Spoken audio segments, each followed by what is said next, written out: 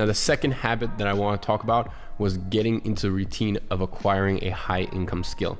Now, my first ever business was flipping Instagram accounts. And through this process, I learned not only social media growth, but also copywriting. So I'm actually gonna get Tristan put up on the screen. There's an account called Fuck the Norm, like FCUK, because obviously I couldn't use the actual word.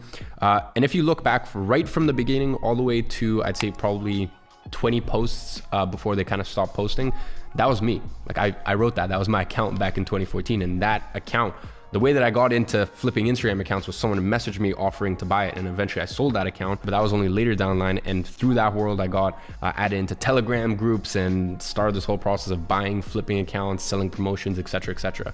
And it was very short-lived. That business only lasted around 9 months. But my point is, through that business, I learned copywriting.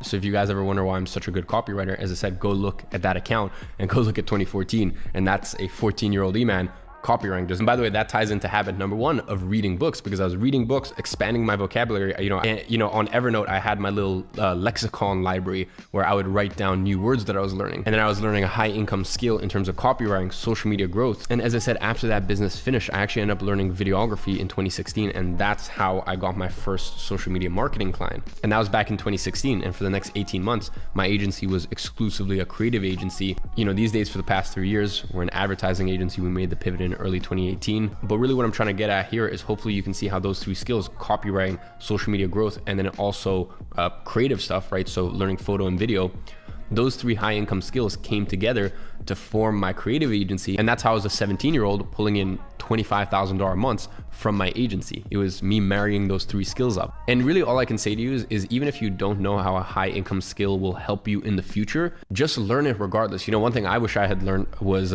coding. If I could go back, that's one high income skill that I would learn. Because as I said, when I was a 14-year-old running that Instagram account, and really for me, that was just cathartic, right? Because I never really fit in school. So that was a way for me to almost have like a diary for myself and connect with people who I resonated with, even though, as I said, like I wasn't public or anything, like it was all under that account. So as I said, at that time, I never could have thought that would aid me 7 years later running an advertising agency. Like, you never really know these things, which is why if you're just getting started with your career, your business, whatever it may be, learn these high income skills, because I guarantee they're going to be useful later down the line.